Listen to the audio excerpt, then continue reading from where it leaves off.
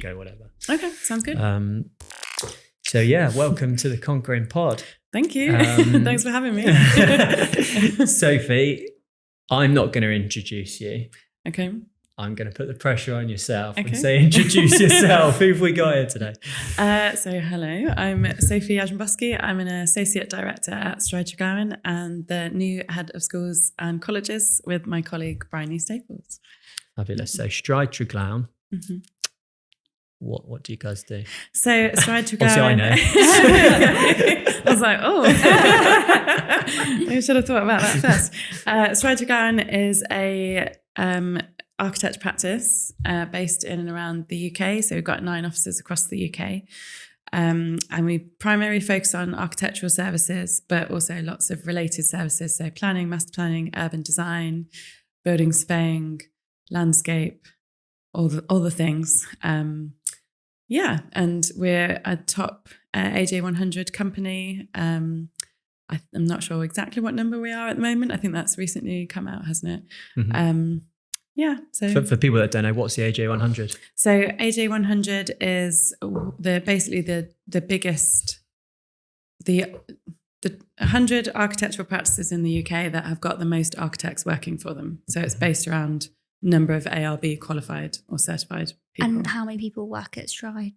There's about 350. Wow. Mm-hmm. I didn't realise it was that many. I knew you guys had 9 offices? 9 offices, 11 studios. Yeah. Wow. So we've got a head office in Bristol, got 3 studios in Bristol, and there's about 150 people in this building. That's a lot of people, actually. Yeah. It's quite an accolade to be in the AJ 100, isn't it?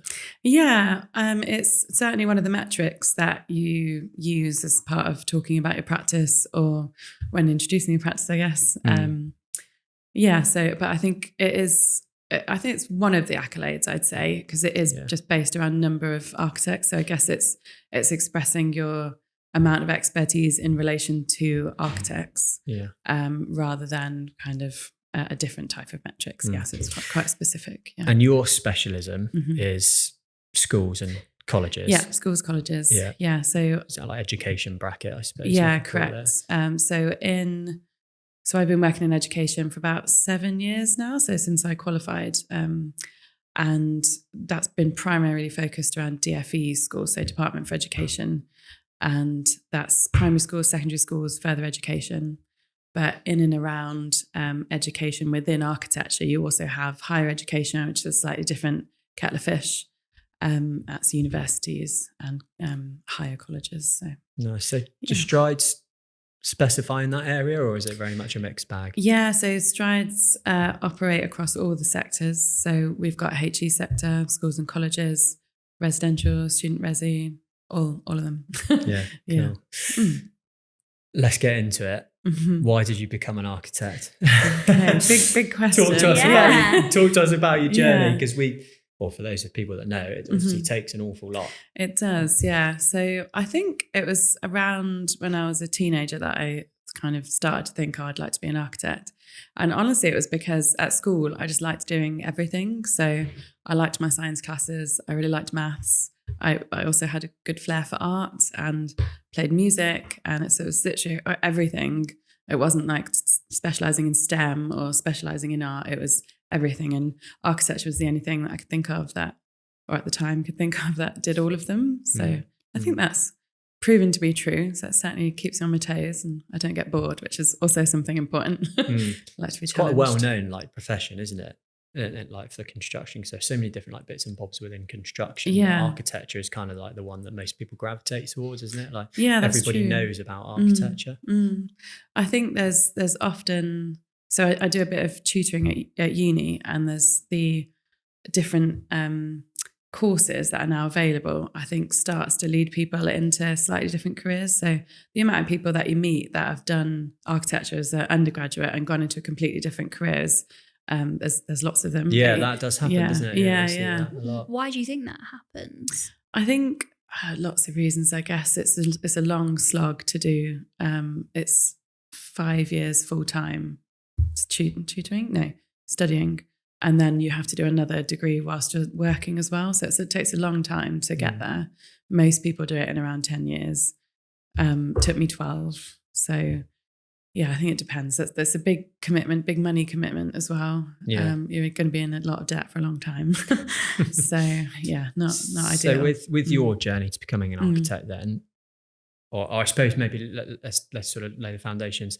The purpose of today is a bit of like an architecture mini series we've got going on. So we want to just try and understand as much as we can about architecture, the sort of contentious points of architecture, basically educate everybody what being an architect is about and the sector is about, because I've recruited in architecture for quite a bit of time, but I still don't feel like I know it fully. I feel like there's an awful lot that goes into it, isn't it? And with being an architect, you do actually wear an awful lot of hats. Don't you? There's lots of things that go into it.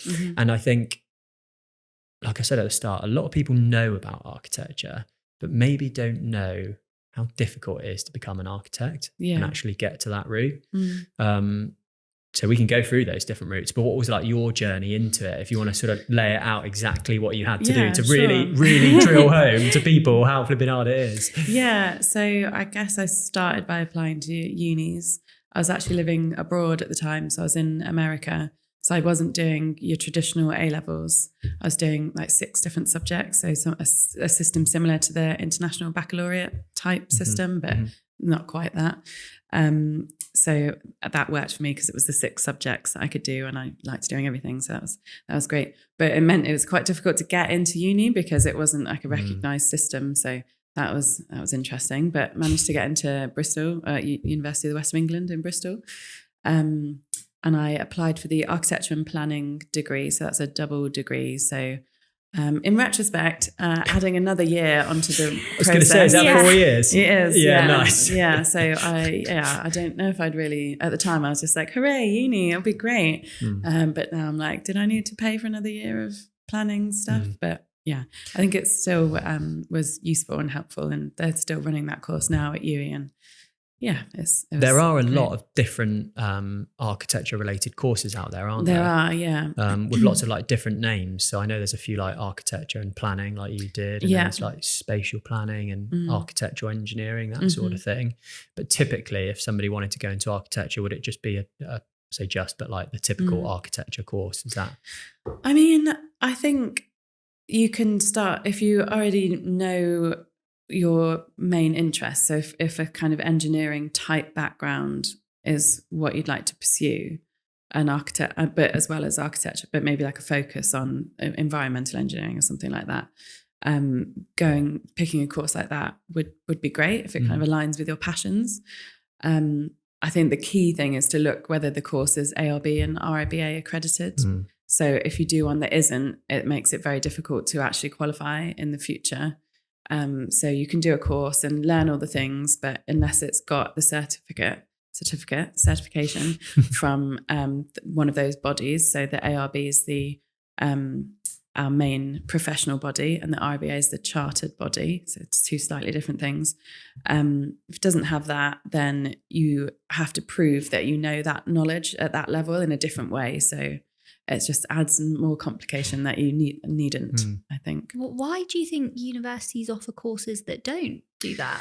So some of them are new courses that they're trying to get accredited. So BASPAR they've run an architecture course for 3 years now and it's just been accredited actually. Great accolade for them. But obviously the previous 2 years they weren't. So that means it's less people will apply likely, but you kind of take the gamble on it. Difficult, isn't it? Yeah. So, sorry, did they go back and then accredit it? Can you backtrack the accreditation? No, I don't think so.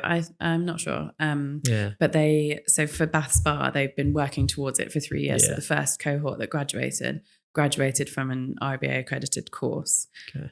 But when they joined 3 years ago, they were taking a gamble on whether you would actually achieve that at the end. Yes. I guess that would mean you're getting different types of students into that course and maybe they would need different grades or, I'm not sure of the nuances of that, but it's very interesting, isn't it? Yeah, very interesting. So you did a 4-year course. I did, and it was 4-year course. Planning and architecture. Yeah. And that was at University of West of England. Correct. Yeah. And then what do you have to do after that? So they encourage you to do like a year of part 1 placements called. So your undergraduate degree is a part 1 out of 3. So 1, 2 and 3, but it's undergraduate. So part one placement, and most architecture practices will understand what that means. So if we're recruiting, we'll say we're looking for a part one architectural assistant, and there's the role and your responsibilities are sort of defined within that understanding. And you get a year doing that. Normally they'll hire you for a year, like as a fixed contract. That's what we do here mostly. Although quite a lot of people end up staying on. You end up renewing it, or we like them, so we're like, stay for a bit longer. Why is it just a year? So the idea is then you go back and do your masters. So you do 4 years, you've done your 4 years, and then in like the gap between your masters, you do a year's placement. Correct. Right? Yeah. So that's in like the perfect way of doing, or the quickest way of doing an architecture, or to be qualified as an architect, would be the 3 years undergrad, 1 year work placement, 2 year masters, 1 year work placement. Then you start your part 3, and then you qualify within 6 months. That's not how I did it. Textbook. Easy as that. Yeah. Just 8 years. But for me, so I started off with the 4-year degree, so already one year plus 1 year. But I also graduated into a recession, so in 2009, and there were literally no jobs. So I remember walking around to different practices and being like, anything going? I'd ring people up, like speaking to recruiters, and it was just like a desert. There was nothing there. So I ended up working in hospitality for a year, trying to get a few hours here and there in architecture practice, which I did. I did sort of half days for some of the week, but it was pretty rough because you're working full time in hospitality and then trying to squeeze in a few hours of architecture. After a while, it was just like too much really, and it wasn't really improving that I would actually get a job in architecture. So I went traveling for 6 months. Nice. And then when I came back from traveling, I moved to Canada for 2 years and did ski seasons. Oh, wow, Yeah. nice. and then I came back and did my masters. So I took 4 years out between part 1 and part 2, which is quite unusual. And I found when I was at uni, and also as a part 2 architectural assistant, I was like just a few years older than everybody else, basically because of that time. But I'm really happy I did that, because once you get stuck into your masters, if you finish that and you start working, you're more in the thick of it. You've got more responsibility, and you want to start growing your career. You just like want to get stuck in. So I'm glad that I did the traveling and the living abroad. Got it out of the way. Yeah, exactly. Yeah. So it's interesting because that really does ring true. We recruit in architecture, so know what it's like, and it is actually really difficult finding a part 1 position and like getting that in practice, because typically, like you say, the textbook route is you'd only be there for a year, so it's quite a big commitment for a practice to put all that time and effort into somebody for a year, which is a long period of time, but it could also be seen as just a year as well, couldn't it? I think most, like at Stride Treglown, we understand that that's like your responsibility as an employer. It's the cycle. Yeah. So that's when we say, we'll have you for a year, and this is what we can offer you, and this is what you offer us. It feels more like an exchange than something that we're giving them and then not getting anything back. That's just kind of how it's expected to be. So I think it's also really difficult for part 1s to find their first position as well. It's because they haven't necessarily got much experience or any experience, but because there are a lot of people that go in and do that architecture course. But I'm curious to know what the percentage is of people that do an architecture course and actually become qualified as an architect. Oh, yeah, I don't know. That would be interesting. We're going to have to look for that in a second. In the break, we'll definitely look for that. But obviously a much higher percentage of people do the course, don't they? Which makes things so much more competitive to find your first position. Yeah. So we've worked with so many like really good, amazing people with great qualifications that just really struggle to find like a part 1 job to get that experience, to get that, understanding. Which is tough from a profession which is actually really in need, isn't it, of like good architects and good people. Yeah, and the part 1 position is important within our studio. Like we're looking for some at the moment, so we're when you're looking at your resource plan, like we need somebody to be picking up this work, and in terms of how we resource a job and what a sort of director and a senior associate architect and part 1, it's kind of making up the team. So they do more of the work on the ground, as it were. And then that allows the fees that we charge for the job to be sufficient. But you can go from your part 1 straight into your part 2 qualification, can't you? Yeah. And just not have that year of experience. Yeah. And is there much benefit or less benefit to do that? I couldn't imagine anything worse than doing that. Just straight through. 6 years, that would have been for you. Full time would have been insane. I think it's such a hard course, especially the last year of the part 1 or the part 2, is you put everything into that thesis project. And I think you just burn out going straight through.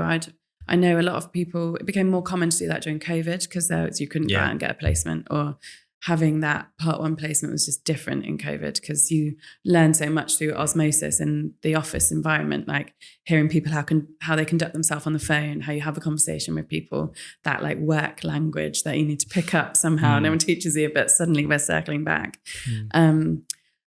And that just wasn't possible over COVID. So people just rolled through, or furloughs, things like that. So I think it's a real challenge. I think I would encourage people to have a break, basically. Just to rejuvenate yourself, look after your mental health a bit, do some fun stuff that you don't have time to do when you're working all hours, and then go back into the masters refreshed and excited about it, because it should be something that you're interested in doing, right? If you're want to be an architect, I think a lot of people need to have the passion behind it to be that. And it's 2 years full time, isn't it? The masters. Yeah. So that's really intense, isn't it? That's an awful lot of work and a lot of time to be spending at uni. And then you come out and then you find a position. So again, that's another hurdle. You've got to find potentially another position. Do see a lot of part 1s that have their experience go back and do part 2s, but there's no guarantees that after 2 years, is there? So you've got to find another position. So that makes things even more difficult. And then you've got to find the right kind of company and practice that can also help you with your part 3, potentially fund it, potentially give you the right sort of case study as well. So there's lots of moving parts here, isn't there? Yeah. It's not about just getting a job. Yeah. I think, again, there's the practice hiring part 2 will understand that that's part of their role to give you a case study. And that's like conversations we have in the leadership team is like, we don't want to jump them around too much because then they're not getting the content for the piece of work that they need to do. That's really important for them. So there is that sort of supporting your employees is really important.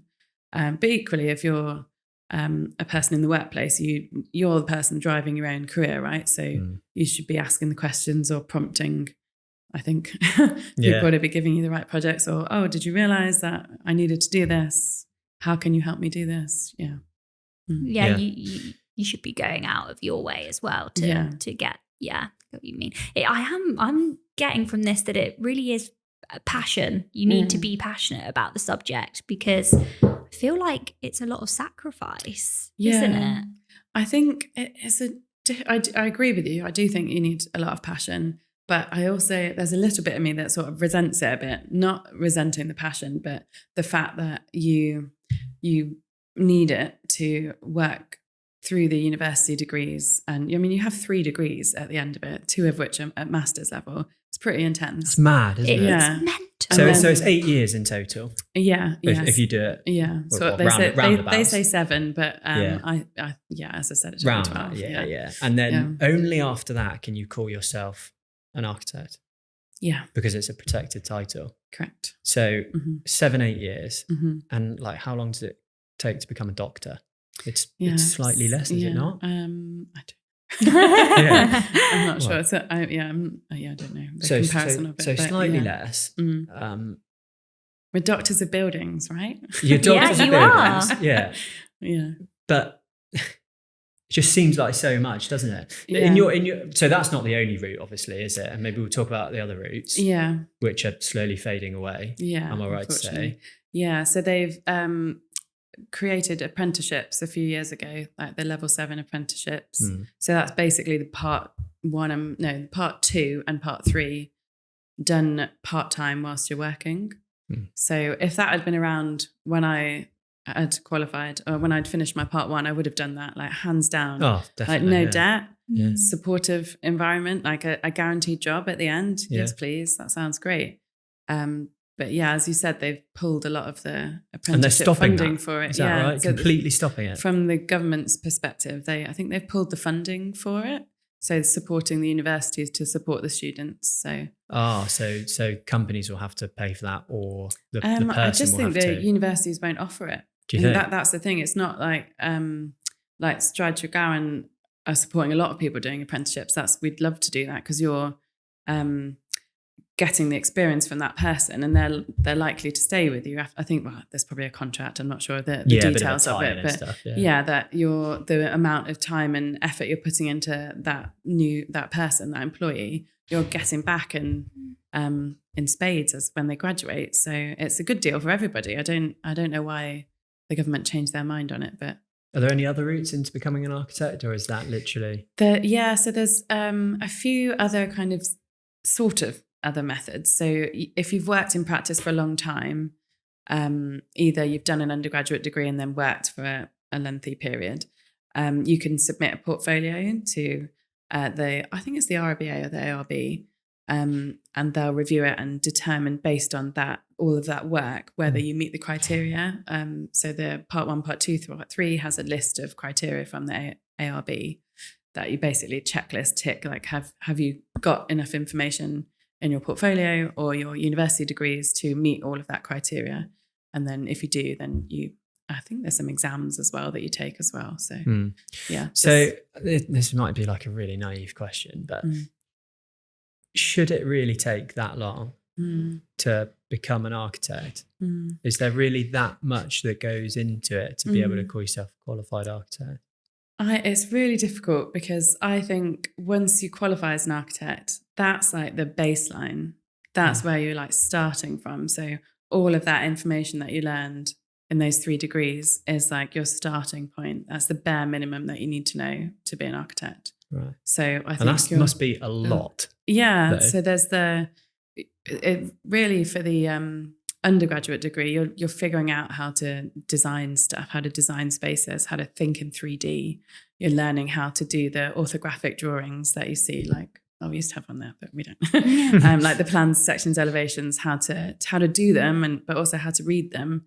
So when it's you forget that it's something you have to learn, or like how to use a scale ruler. Like when I'm tutoring, and I'm like, oh yeah, I forgot you didn't know how to do this at some point. I'll just of course we can go over it. But those sort of skills, that skill set, it's a different language that you're learning, a different drawing skill set. It's much different from sketching, things like that.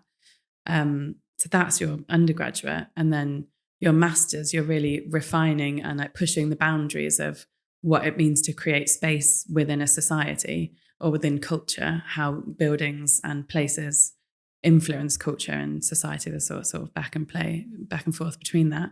And then your part 3 is figuring out all the legal stuff, like the contracts and regulations and how not to get sued, what to do if you do get sued, like all of that. So it is a really long time, but I don't know what you'd take out of it. Break it down, yeah. Because with I suppose the first question is, does the UK then, in that case, with our sort of education system to become an architect, have a really, really high standard in comparison to other areas and countries? Because you do see, and like we say, we recruit into the area, other architects coming from other countries who maybe only need to do like a 3-year course in their country to use the architect title, come over, and then they'll qualify with the ARB because there's some sort of qualification. So a few questions in there, but like, does the UK or Britain or whatever, is it that higher standard? So UK architects are really good. Like they're some of the best in the world, I think. Yeah. But who's the best? Me. No. don't agree with that. But that's not to say that the European countries aren't as good. Yeah. Like to be an architect in European countries, basically doing the part 1 and the part 2. The part 3 comes during your professional career. Yeah.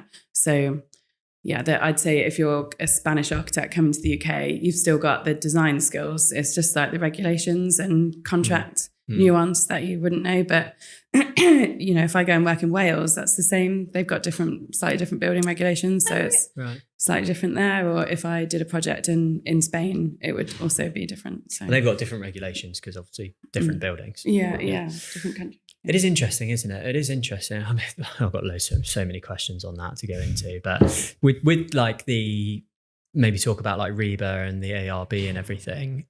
First of all, I kind of want to actually know the difference between the two because I don't feel like I understand it still. Because again, like I say, you can get somebody come over from, I don't know, Spain, for example, or like South America. They haven't done all of the sort of proper qualifications. They can call themselves an ARB architect. Yeah. And then they're on the Architects Registration Board, blah, blah, blah, but not REBA. So what's the difference and what's the benefit of having both? So the ARB is what you have to have to call yourself an architect. So it's Architects Registration Board.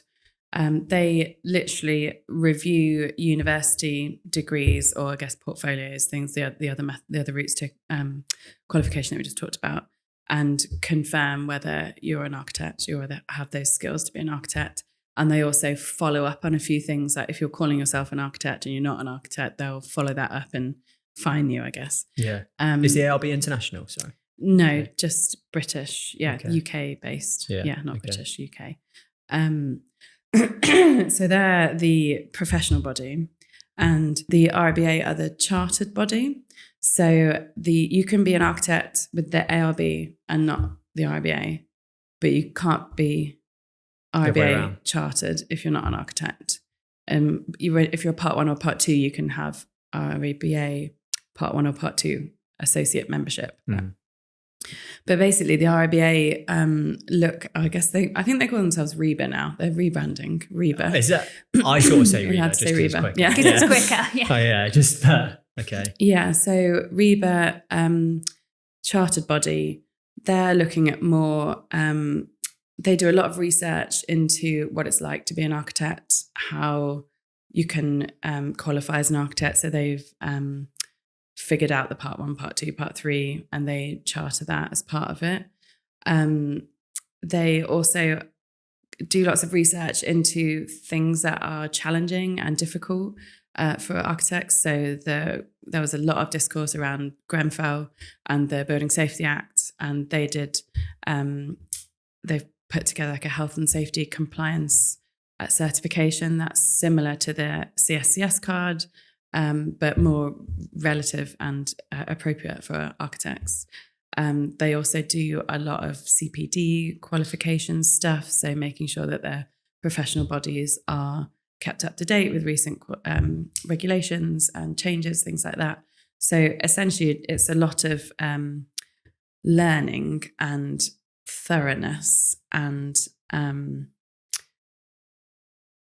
like the in-depth part of how what it is to be an architect and how to do it better. That's what they're focused on. So I think their selling point is if you're RBA chartered, you're going to be a lot, I guess they would probably say a lot better than a non-chartered one, because you've got all of these resources at your disposal to help you learn more, to make sure that if you don't know something, you can buy a book on it or read a magazine article on it or attend a CPD on it. And you followed their proper or like allocated route, so they know you've got the understanding in that. Correct. sense. Yeah. So it was last year was the first year where the ARB made it mandatory that you had to have 35 hours of CPD credits, but the RBA has had that for years and years and years, and they have different topics that you have to cover, and now you say that you've covered it and like write some little notes about it so that you've got a record of everything that you've learned that year to make sure that you're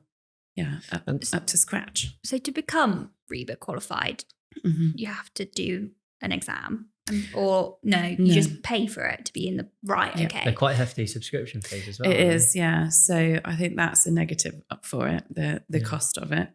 If your practice is chartered, that means that you've got X number of architects as a ratio, I think, of your total number of architects are RBA chartered. And then that means you can say you're a chartered practice. So like Stride Treglown is a chartered practice.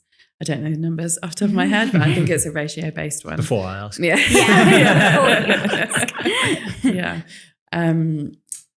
Yeah. yeah, so I mean, for me, I've been chartered that almost my whole time of being an architect, and I find it really useful. I mean, maybe I'm a bit biased because I'm on the local branch and the treasurer of the RBA Bristol and Bath branch, previous chair, and I used to, I've been involved in the committee for about 7-8 years. It's a nice little segue onto that subject. Yeah, nice. Very nicely done. Well, tell us more about that then, and what your actual involvement is with it.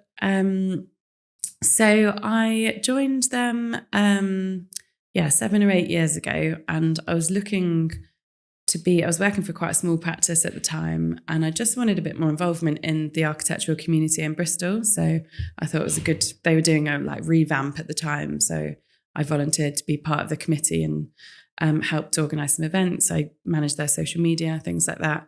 And as I got more and more involved, I ended up being voted in as chair.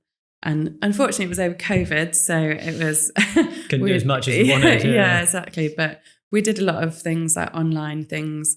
I fobbed off Humans of New York, if you ever watched that, and we did like a Humans of New York style Reba Bristol Bath introduction of everybody. There's loads of people sent in stories and things. That was pretty cool. Nice. And lots of online campaigns. But recently, my I don't know if it's colleague is the right thing, but Helen Carey, who's the current chair, she works at Hapticity in Bath. She's recently taken over as chair and kind of breathed some new life into the branch. And we're doing a lot more in-person events and kind of focusing on education and community and some socials as well. I was just going to ask that. Could you describe it as like an architect community in the local area? Yeah, I think so. So we actually had a social last week, a summer boat party. Nice. And it was really nice because it was different to like a networking event where you go and you're like, oh, let's figure out how we can do business together. Yeah. It was more, oh, I'm an architect at this practice, you're an architect at that practice.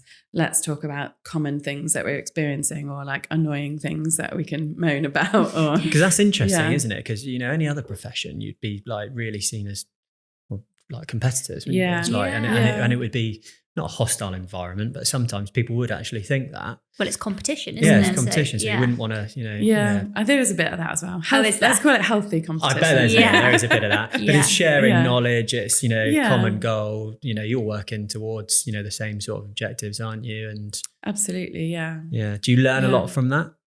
What do you get from that? If I was an architect and I was thinking about joining it, why would I? Why should I? The branch. Yeah. I think it is that commonality between people in your city, like Bristol and Bath are both, I mean, they're big cities, but Bristol is maybe the architectural community or the construction community even is quite small. Like if you're networking in and around Bristol, you'll see similar people.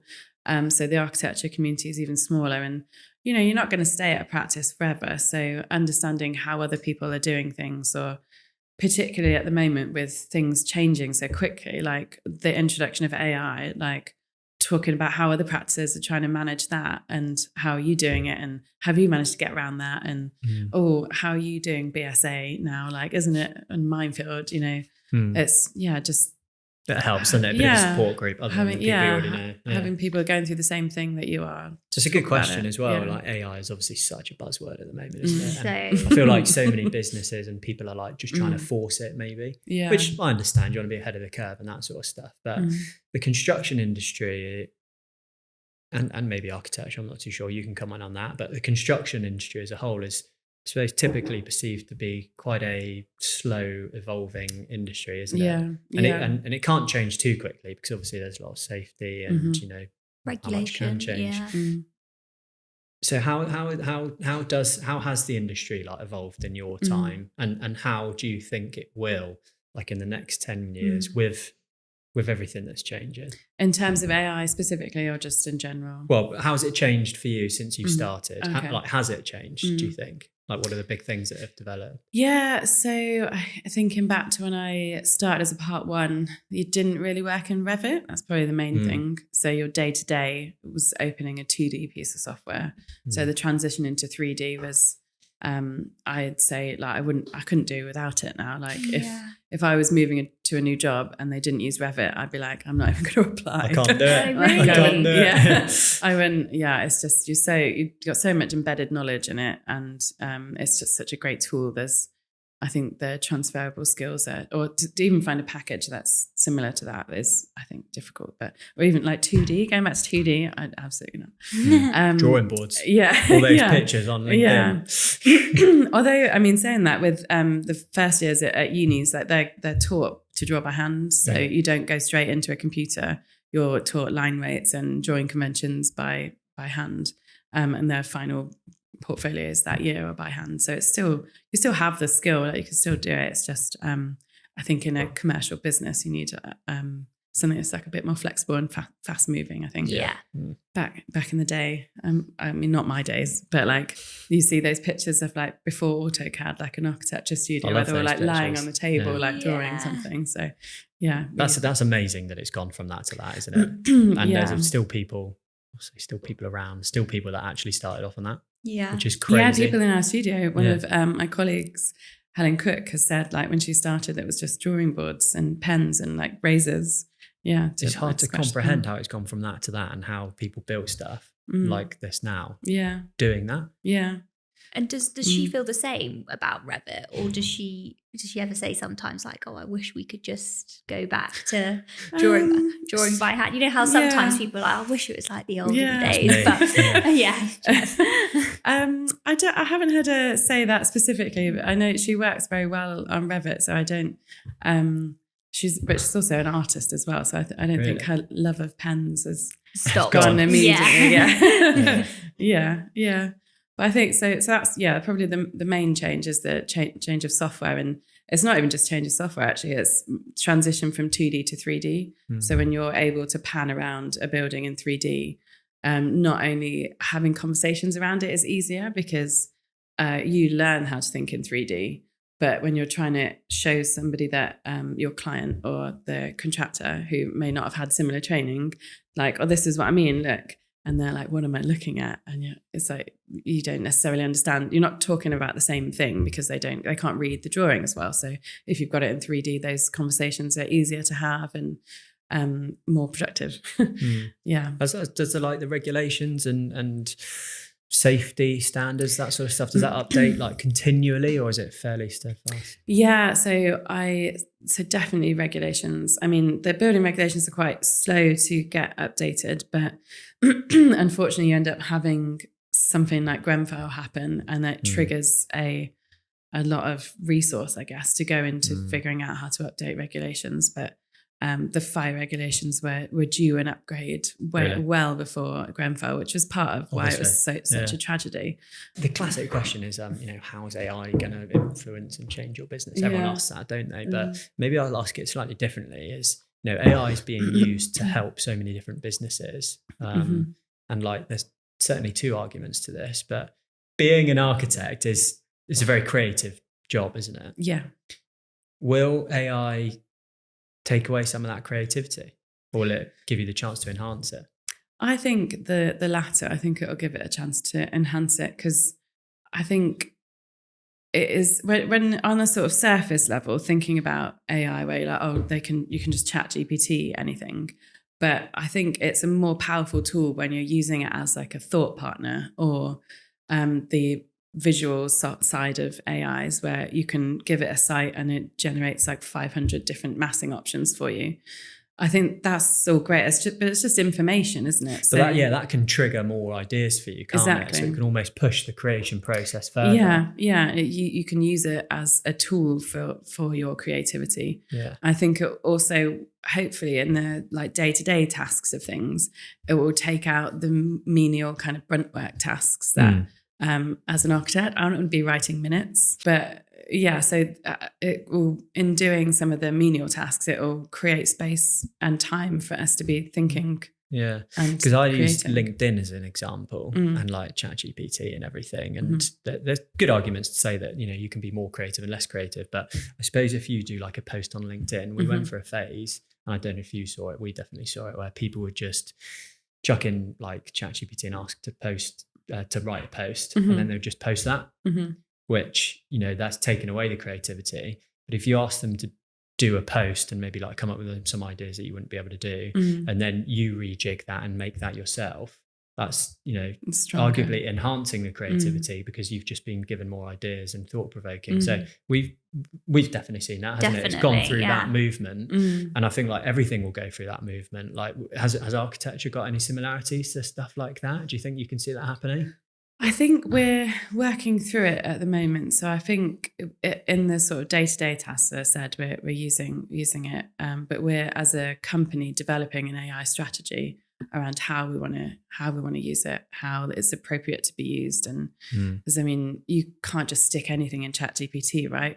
And then rip it off. You just can't do it. Yeah. But we also want to make sure that anything confidential or that we don't want in the public realm, there's that kind of privacy and liability side of it that we need to be careful about. So it's making sure that's communicated around the practice and that how we're actually using it and what's worth it as well, because you could spend hundreds of thousands on a new piece of AI software to design, I don't know, a fenestration design for you, and it's just like not good. You might not like it. Or it doesn't work with the rest of our software, or you could do it quicker by hand. Or I suppose it's also with your role as an architect, you've obviously gone through so much studying and certification to get there. Can AI bot, that's surely, it takes time for them to learn all of the stuff that it's got to learn to be able to give you the information you want. So you could argue that for a few maybe years of you inputting the information, it's going to take them a while to get up to your kind of standards of what it should be putting out. Hopefully 7 years. Hopefully 7 years. It's all about it's about how you use the tools to help you rather than relying on it. I agree. And I just thought maybe we'll start seeing like positions within construction pop up, which are like AI managers and like AI leaders. Yeah, just like BIM managers 10 years ago. Maybe you would throw that into the BIM management like job, but maybe it's a completely different beast in itself. All right, what do they call it? Prompt engineering. That's it. It's like a new. Nice. Well, I've not heard that. Oh, really? I like that. So, like figuring out how to write good prompts to give it like good answers. My gosh, they try and scaremonger everybody, don't they? That AI is taking over every single job, whereas actually now there's new jobs coming up because of it. Yeah, exactly. Wow. Cool. Well, that was a very interesting subject. Talk to us about. And maybe I'll go into the mic. We had a really good conversation with Maddi at Make, or used to be at Make. I know Maddi. She's quite a big part of Women in Construction when I'm doing everything as well, isn't she? You're a big part of that? Do you attend or do? The Women in Property. Yeah. I do attend a lot of their events. I'm not a member though. I was once upon a time, but not currently. But I do like their events. We had a really good conversation about women in property, and we kind of geared that conversation quite towards like women in construction, because there are an awful lot of barriers to entry, and it was a great chat, wasn't it? It was a really good conversation. Really good. Really, really good debate. I love having the debate because there's so many like different points and like arguments between both. But women in architecture, there are a lot of women in architecture. I'd be curious to know the split actually. So when I finished my part 1, I remember there was 46 people in my year and 12 women. So it's like 1/3 women. But now as a tutor, the years that I'm working with, it's about 50-50. It works out as. That's quite amazing, isn't it, really? I actually remember one year as well, like anecdotal evidence, but I placed more women in architecture than I did men, by quite a lot as well, I think it was. Great. So it's one of those. Why is that in comparison? Because I'm not sure if we could think of any other area within construction, we might be able to, which the split is as even as it is at the moment. Yeah, I mean, I think it's. I guess I don't know. I don't have an easy answer that's occurring to me, but I think there's lots of things in the sort of accessibility of it. It's maybe seen as like an empowering thing for women to do, to be part of. I think it's maybe a bit more accessible, sort of when you're thinking it through than going into like electrical engineering, where it's something like very like male. It's very bits and bobs, isn't it? Sort of thing, right? Yeah.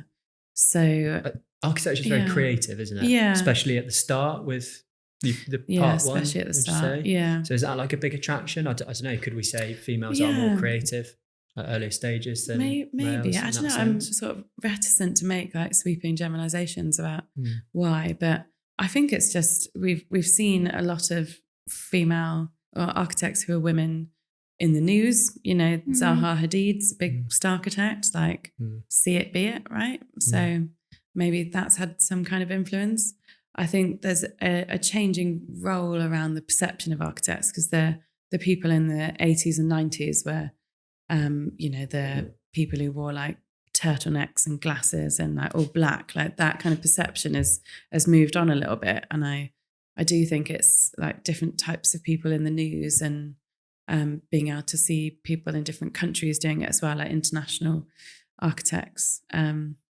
Yeah, I mean, not to say it's perfect. I think whilst there's a lot of women in architecture, I think I'm just thinking back to our studio. I think we were actually more, the education studio in Bristol is maybe more male dominated now, but not by much. But I think it's still hard being a woman in construction. Like, it's still different. I don't think it's as I think maybe it's even harder because it's I often find if I'm the architect and I'm a woman, probably the rest of the design team will be all men, which can be quite intimidating. But so it's still isolating in that sense, isn't it? Although there's heavily or there's a more even split in architecture, because you've got all those disciplines coming together, and architecture is still the only sector. You're still very much outnumbered, aren't you? That's a really interesting point. I hadn't thought about it as a collective like that. I think you do also see the gender split changing through the degrees as well, because it's a long time to be studying and people want to be doing other things or having families, which obviously has a larger toll on the female body. So how do we promote more women to get into construction and property industry as a whole? I don't think I can say anything that we probably don't we've already thought about, but it's, you know, flexible working and good paid maternity leave, paternity leave, that's good and paid as well.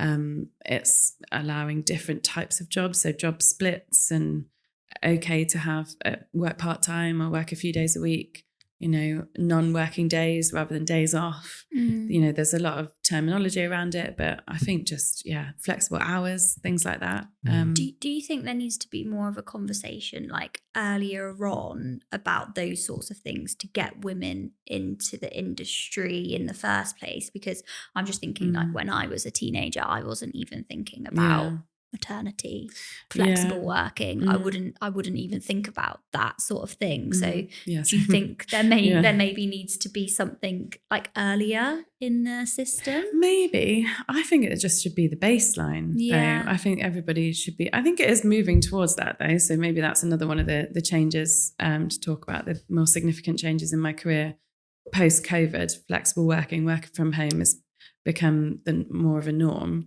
So I think it should just be more of that, and that should be the baseline for it, because I think the danger is if you're talking to teenage girls about, make sure you go to a place with like good maternity leave, it's like, well, why are you talking to the women about it? I'm like, what about the men? And like it's but then they also prioritize industries that maybe just have those benefits. Exactly. Cut the nose off to spite the face with doing something which they love. Exactly. Difficult. You got any suggestions? You got any other suggestions? I haven't, to be honest. I'm just thinking about like even at school.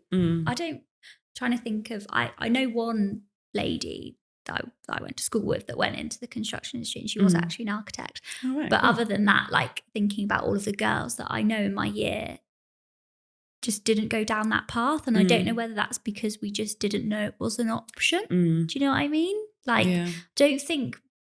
I don't think that it needs.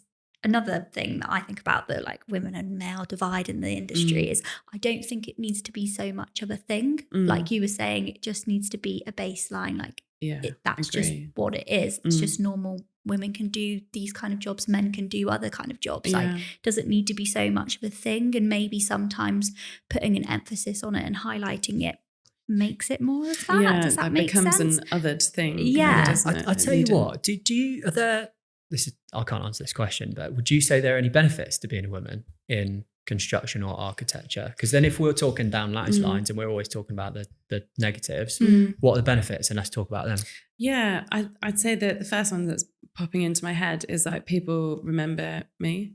So if I go to an event, it might be the stripe as well. but people are like, oh, I remember you, or we've met before, or like there's the amount of time, I need to get better at remembering people's names, but the amount of times that I'm like, oh, I'm Sophie, and they're like, yeah, we've met before. And I'm like, oh no. So I think that's a positive. So you stand out, I guess. It's that's maybe a double-edged sword though. It's a good thing and a bad thing, isn't it? Because you are in being different, you are that othered. I suppose it's how you use it though, I guess, with that. Yeah. So, but I also think, in this like society, that being different is celebrated an awful lot as well, isn't it? Right, rightly so. So like that is a big positive. Are there any others? I've never been asked this question before. I think it's a really good point. Like why is the conversation not switched? It should be. Maybe that is what. I'll tell you why, because then it's actually difficult to maybe say that you've got an advantage over another sex. So we're delving into like being sexist there with stuff like that. Yeah. I guess if it's like a positive side of it, then maybe it's not looking at it. Are these conversations had? Yeah. Like in the industry? Yeah, I think so. I think with companies, I guess organizations like Women in Property, there's lots of different ways that we're having the conversation. I think it's not like solved.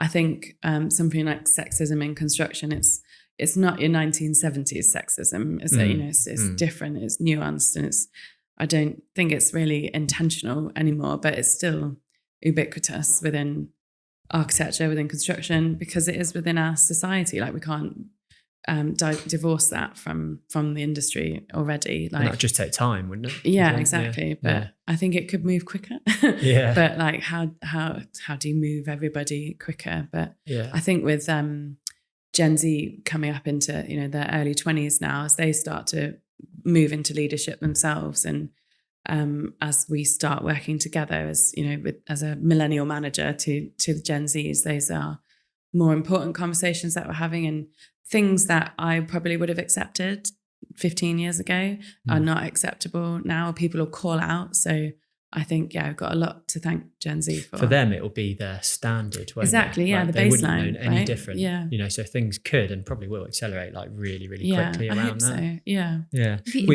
Go on. No, I was just going to say, have you got any examples of that? Like where? Things like just around diversity and inclusion, I think, or just a good example actually is panel discussions. So when I was going out to networking events in 2010, you'd go to a panel discussion about construction, and they would have got good speakers and they would have been interesting panels, but probably would have all been men, probably all white men. And now I know when we're organising a panel discussion as part of REBA, and I know when Women in Property do it, you think like, oh, who can we invite? Who is part of the conversation, or maybe not part of the conversation that we could invite to have that a more rounded view of things. So I think just there's the question there is what's changed. So are these the obvious people, or who else can we ask? What else can we think about? I also think your point then about like the intention is probably what's changed so much. It's like, whereas before it was probably really I say really, but intentional, where maybe you got passed over in a design management meeting or something like that, because it's just a group of guys and all the guys want to talk sort of thing.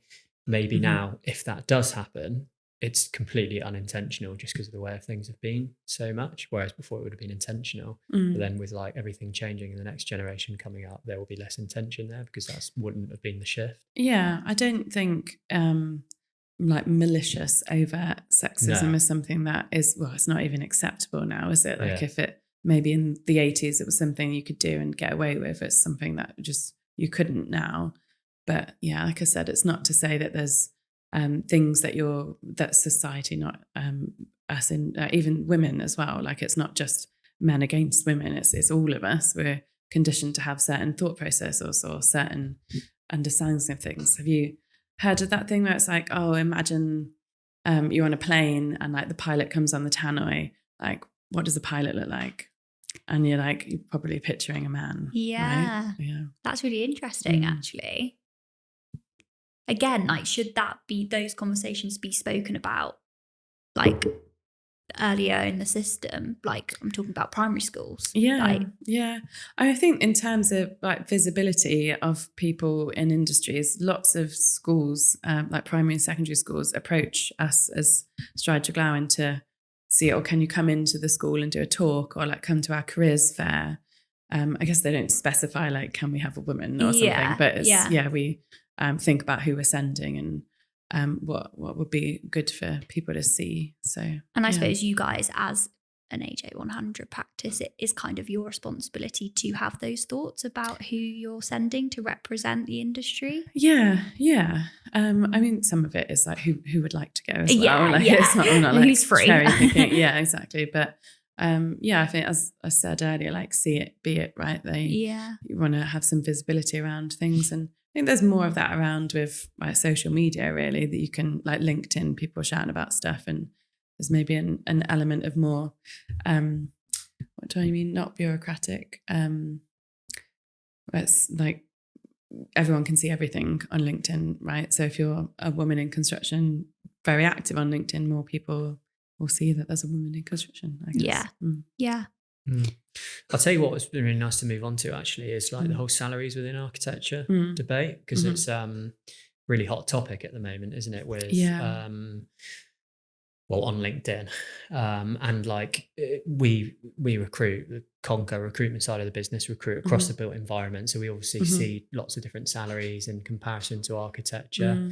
I think the perception is that architects are paid loads of money. I think that is the perception, isn't it? Perception, they're paid loads of money, like they're, it's obviously a very well respected profession, but it's kind of like, I don't want to say that's not the case because I don't want to be offensive, but it's not the case in comparison to other things as well, is it? And like it's very different to what people think. So I actually saw a video, and I can't remember I think it might be a guy on LinkedIn called like Jason Boyle, who talks an awful lot about this sort of stuff. He's worth following because he puts some really good like opinions of his opinions and like just general opinions up on LinkedIn. But I think he asked one of his mates like what an qualified architect gets paid, and then like compares it to lots of other different things, and like the reactions to it are like really interesting about what people get paid and everything. So why good question, maybe you can't answer it, but why are architect salaries so low? So I think it's all linked to the protection of function. So back in the 90s recession, I think it was then, they removed protection of function, basically. What's that? So that means you can do an architect's job, but not be an architect. So you could be an architectural designer. So I was going to come on to this and I'll ask this question, because that is really interesting, because you do get, maybe I'll go a little bit earlier, but like say with engineering, when you're a chartered engineer, probably the equivalent to becoming a qualified architect. On the engineering side, just kind of know a little bit better, you can sign off your own work, and you can like legally have the sort of insurances and everything. I assume it's the same as an architect. You can sign off your own work. You've got all the qualifications. So why are there so many like architecture businesses or like one-man bands, architecture people able to and allowed to go and design a house or another building without the accreditation? So it's because of that protection of function. It's literally because of that. Because you wouldn't get that on the engineering side, would you? No, and I think of it like a doctor. Like you couldn't call yourself a doctor unless you were a doctor. So that literally is the equivalent of one of us doing a bit of doctor work, then calling ourselves a doctor without a qualification. Doctor designer. And then going out and working on patients and practicing without the qualifications. So it literally is like that. Why do they do that? I don't know. So is there like a movement to to not have that in place, or? There's a lot of discourse around it. So lots of conversations about the pros and cons of both. So some of it is about like access into the industry. Some of it's about the length of the education system. It's like quite not exclusive, but it's excluding of people who can't, who aren't able to give up 6 years of their life to go to full-time uni or afford a lifetime of debt. It's just difficult, isn't it? Yeah. Which is, I think, a lot of people wouldn't choose that for themselves, which is fair and valid. A lot of it was around fees and costs in the recession in the 90s. So removing that protection of function meant that basically fees in architecture just went down. Like if you but look were at, they high before that? I don't think they were too high, but they were way higher. Okay, so architects typically got paid a bit more then. Yeah. Is that where the perception comes from then? Yeah, I think so. So like 60s and 70s, it was a really great career that's very highly paid, but it's not the case anymore. I mean, don't get me wrong, you're still paid well, like comparatively.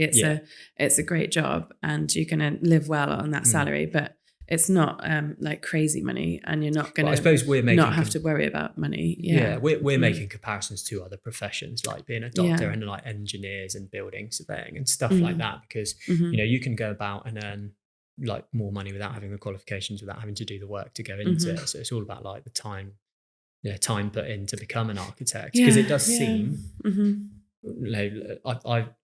the average I think we see for like a newly qualified architect salary, and it obviously depends on where you are in the country, but it's around like the 35 mark. You've gone through 7-8 years, potentially more, because it does take an awful lot of time and effort to become an architect. You've just been able to call yourself an architect, and I think so many people would be surprised at that. I just think that I knew that salary bracket, and even hearing like your journey today, I'm still surprised by it.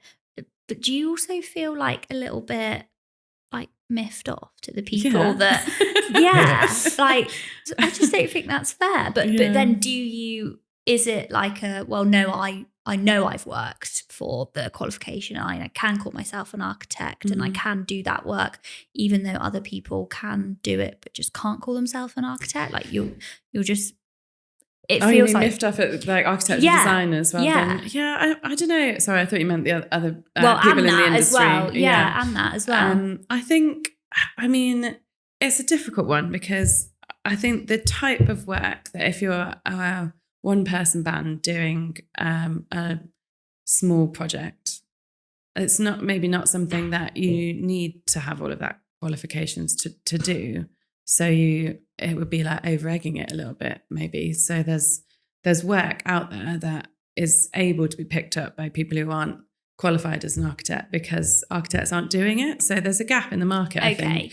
And I think that's okay. But I think the difficulty is when you're calling yourself that, or profiting off the assumption that people are making who don't understand the nuance between the two, and maybe thinking that you've got more understanding or expertise than you do have. But I mean, you'd hope that people are honest and transparent, right? So I think you were saying a second ago the reasons why we can't go, or there's the big argument to go back to the, what was it? Something of protection of function. Yeah. And like the reasons for not going back to that. And I'm going to maybe argue a few points here, but the first one I think you said was access, wasn't it? Yeah. To becoming an architect, an actual architect. Into the industry. Yeah. And maybe I would argue that, well, so many people are doing it now, and it's such a difficult, route to go down. Maybe that's more encouragement if they were paid a little bit more and had the reward to actually go down that route. You might even see more people become architects because they wouldn't then bail out of a part one or a part two to become a designer or something different, or go into a different sector.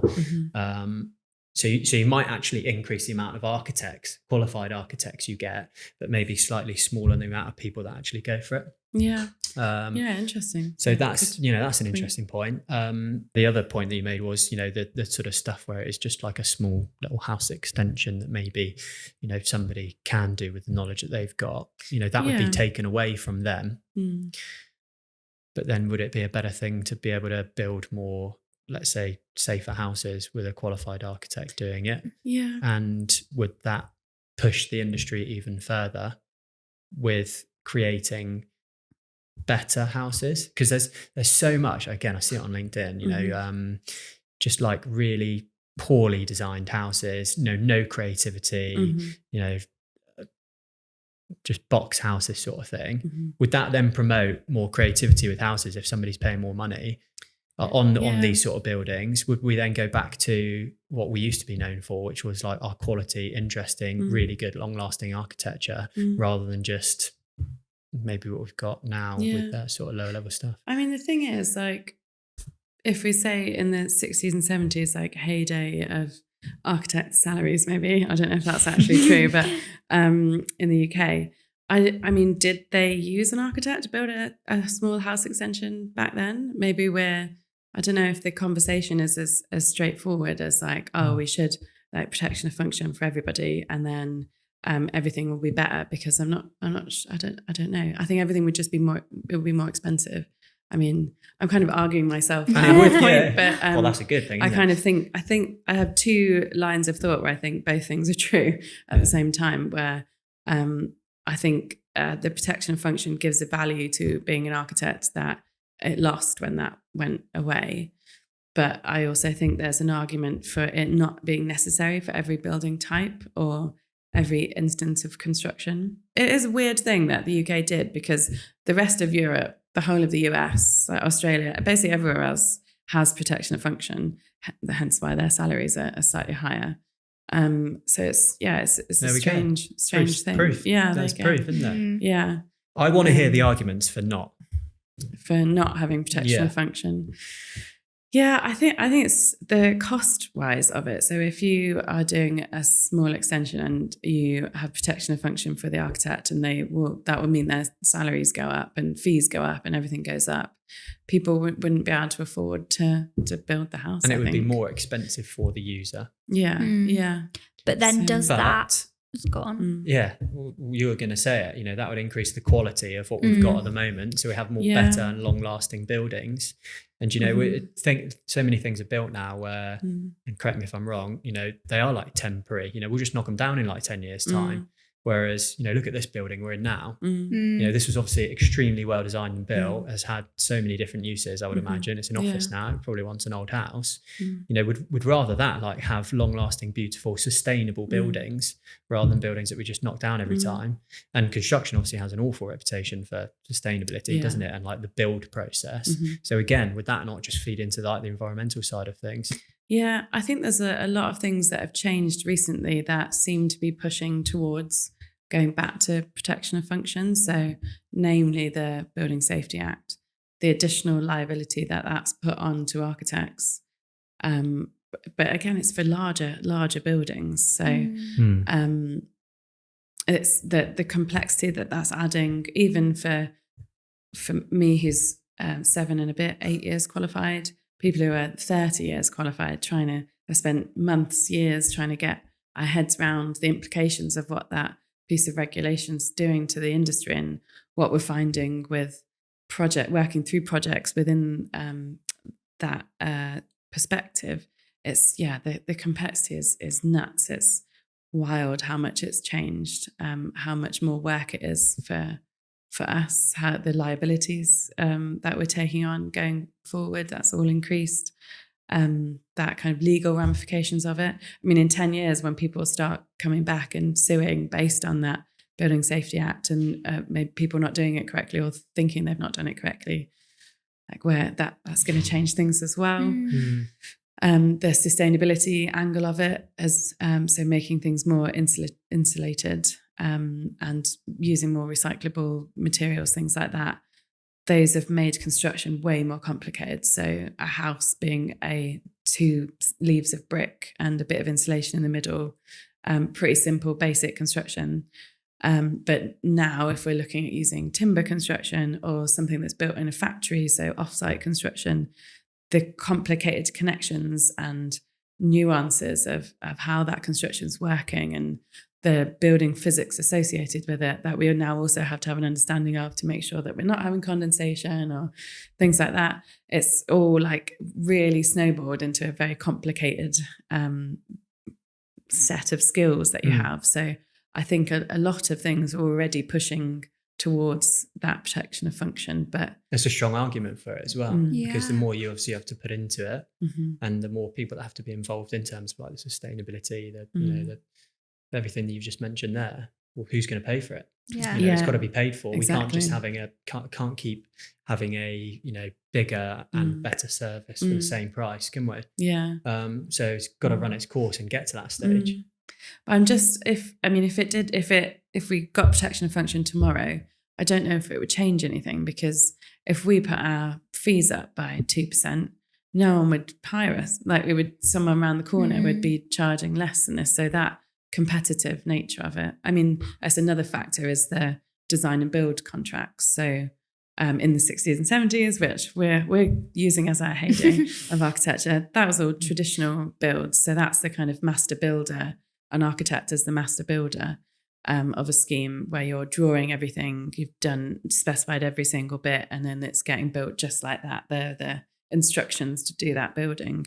That's not how we work anymore, particularly with big buildings. Maybe obviously traditional contracts still exist. I'm oversimplifying, but most of our contracts are design and build. So we're doing a sort of partial design, and then the contractor and their supply chain will fill in the rest of the gaps so that they can deliver it at a price that the client can afford. So that's divested a lot of the responsibility of an architect away from the architect as well. It is just all about taking from it that people maybe just need to learn more about the value of an architect, and maybe the protection of function might help that. And like you saying all of those things, I didn't know that you had all of those things to do. So maybe it's just more like an education piece. Everybody just needs to be educated a bit more on how much value architects do bring to every project, every building that you see, and then you pay for it. Everyone wants things for cheaper, don't they? Yeah. That's just not the way of the world, is it? It's a tough old life. It is. Tough school. Okay, cool. Talk to us, and we haven't spoken an awful lot, but about Stride Treglown. Yeah. Talk to us about the business. Why do you love working here? What are they doing differently? Yeah. So I've been at Stride Treglown for 3.5 years now, and it was a really deliberate move that I made to come here. I was working at another practice in a similar role. I was a senior architect there, working in education. But what really attracted me about Stride Treglown was their values and how much they value their staff, how much they support their staff, and empower them to develop your career, to be interested in the things that you're interested in. So if you've got a passion for a subsect of architecture, they're like, great, or let's see how we can work that in there. Or we've got lots of different groups like sustainability ambassadors or the like. I can't remember any others off the top of my head under pressure. So you can really shape your own career here, which is something that I really liked. They're also quite transparent about everything. So the way that they operate it's still a commercial practice, they've still got to operate as a business, but they're quite transparent about the decision processes that they're going through to make things. They've really thought quite deeply about policies. And so, for example, the promotions process, they've got like a policy around how that's done. And then a panel of people that review all of the promotions across the business. Really? So that it's not like people getting tapped on the shoulder and then being like, oh, you're being promoted. It doesn't operate like that. It's tried to be as fair as possible, which I think is a great way of getting that diversity and inclusion like integrated within the practice, because it's not because there's that thing where managers promote people like them, right? So if our upper management is a certain type of person, you're going to see more of that just naturally, again, it's not like a deliberate thing that we were talking about. It's not insipid. It's non-biased. Yeah, the people. It's just It's what do they it also like promotes like performance and merit, doesn't it? So like you say, if you are a little bit quieter about what you do, that sort of thing, it's all about performance. With a non-biased panel. Yeah, so I've never heard of that actually. Yeah, they also try and do. It's something they've talked about more recently, where they're trying to value different types of people. So there's not like this one way of getting to the top, or maybe even the top isn't even the top. It's just like if you're really good at what you do and you want to carry on doing it, you can, and we're going to value you for that. So I think that like understanding of how different people work and how different people want to have their career, because everybody's different, right? Not everyone's suitable to like climb the ladder to the top of the pyramid. Maybe there shouldn't be a pyramid kind of thing. Success looks different for everyone. Exactly. Yeah. So I think they've been quite vocal about that. But I think, to be fair, a lot of that I didn't know when I was applying for the job, but it was the way that, like, during my interview process with them, some of that came out, and they'd just become a B Corp at the time, which I don't know how much you know about B Corp's certification, but it's a very difficult process to get through, very rigorous. And just to have that certification, means that there's purpose over profitability across the practice in all different facets of the business. So that was really attractive to me. It's a great bit of evidence. Yeah, that's it. It's a real, like, we're a good place to work, and it's not just lip service. It's actually like proven by an external body that they're doing what they're saying they're doing. So that was one of the main selling points for me. And then obviously the types of projects that we're working on. So education projects is what I focus on, primary and secondary schools, colleges. But they were doing really big schools, which I like working on a big project. We're doing, at the time when I joined, there was lots of MMC, which is modern methods of construction. So because schools are government funded, they use a lot of innovative construction to try and see if they can test that and actually deliver stuff that's like net zero carbon, for example. So there was a lot of innovation within the project work, is what I'm trying to say. And that was really attractive to me as well. And alongside all of that, just like nice people and like good culture. Yeah. What about like actually as architects in terms of like the service? I don't know how much you can do differently, because obviously there's a lot of like regulation and sort of how you do. But do Strides do things differently, like as architects? Is there like an emphasis on certain things for you guys, would you say? I think so. I think we try and work. I think all practices try and work with the clients, but I think there's a lot of people at Stride Treglown who are really good at like brief development and trying to understand the client in depth and creating something from that. So I think that's a real strength of a lot of people here. I think something else we do is ask for feedback from people. It's something I haven't had at another practice before. So they regularly go back to people and say, well, how did we do at this key milestone point in the project, and what would you change, and do you want to have a lessons learned after the project, and just that like loop of feedback to try and get better, I think is, or even just that the understanding that you're not at your best yet. It's not like we are the best architects in the world, despite what I said.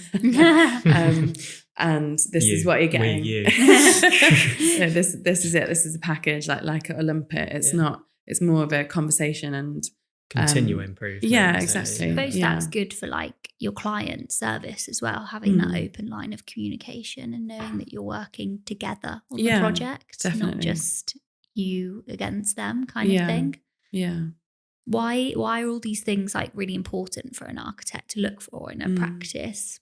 Why should they be looking for these things? I think for me, it's those things I've mentioned sort of align with my own personal values. So there's not, it feels like good. It feels good. Yeah. So that's a short answer.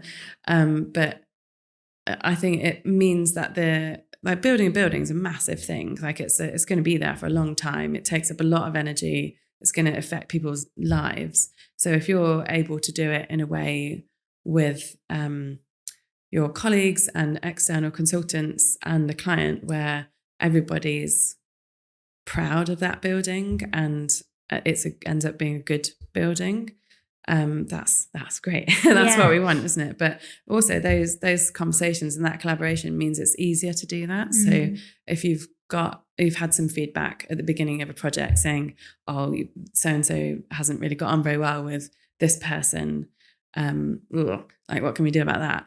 If you figure that out in the beginning, then by the end of the project, you're best friends, and it will be an amazing collaboration going forward. There, does it, yeah, exactly. So it just makes everything a bit easier and better. I think just all facets of it are better.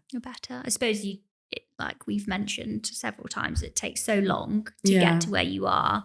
Like, kind of everybody deserves to be at a practice where they can really thrive, I guess. Yeah, Am I absolutely. right in saying that? Yeah. And obviously all practices offer different things. Everybody's different. But it's nice to hear that it seems like Stride Treglown really listen to the people that work here. And it seems really collaborative.